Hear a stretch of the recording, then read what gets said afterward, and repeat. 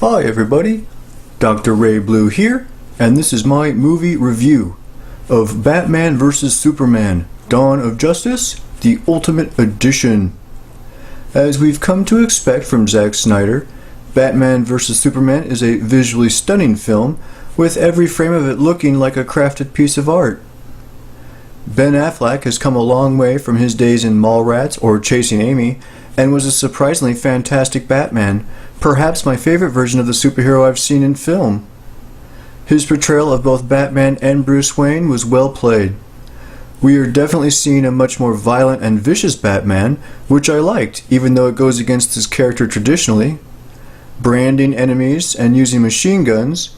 But Frank Miller's version of The Dark Knight was always my favorite, and he also made Batman a much darker hero. Henry Cavill reprises his role as the Man of Steel, doing the superhero a fine justice with his performance.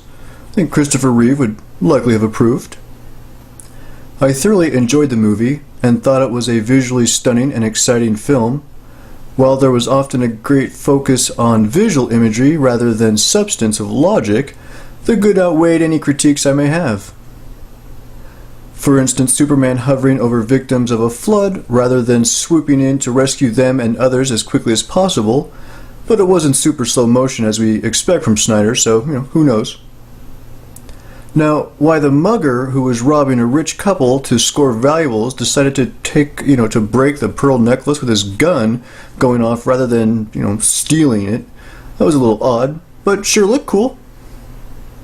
The action sequences with Batman are by far my favorite scenes, showing him kicking the stuffing out of villains as I hoped and assumed the Caped Crusader's strength and wonderful toys would achieve. While we do wait a while to see the main event, and frankly it's a pretty short battle, it was amazing to see the two go toe-to-toe on film. Now, Jesse Eisenberg's performance left me a bit conflicted. At times I really did enjoy his eccentric and bizarre mannerisms, while other times he just seemed a bit too goofy to be sinister as I'd expect from Luthor the villain. I enjoyed his interactions with Senator Finch, played by Holly Hunter, whom I guess was the only politician to really interact or communicate with Lex, though found him other times getting a little too odd. Not as bad as Eddie Redmayne in Jupiter Ascending odd, but Lois Lane, played by Amy Adams, also seemed a bit pointless at times, or at least her actions in the film seemed contrived to cause conflict rather than make sense, like tossing the kryptonite spear down a flooded stairwell, or needing to race to Superman's side in order to explain exactly who Martha was. Most people don't call their mothers by their first name, but hey, she does make a pretty solid Lois Lane in general, though.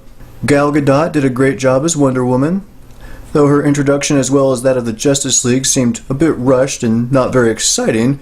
Their necessity for the future of the DC Universe being established seemed more necessary than the means in which they were introduced, and that may be my biggest issue with the film.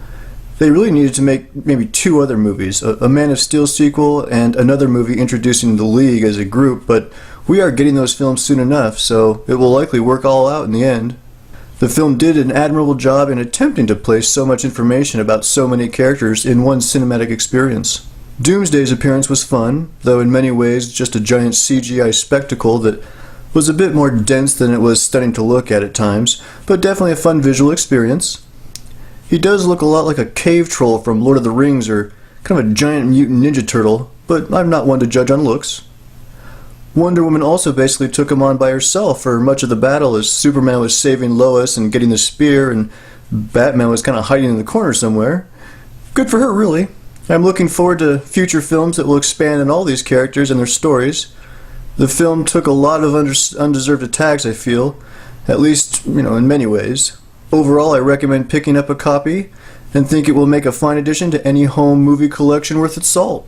Thank you for watching. Please comment below with your thoughts, and don't forget to subscribe, tell your friends, and help spread the madness.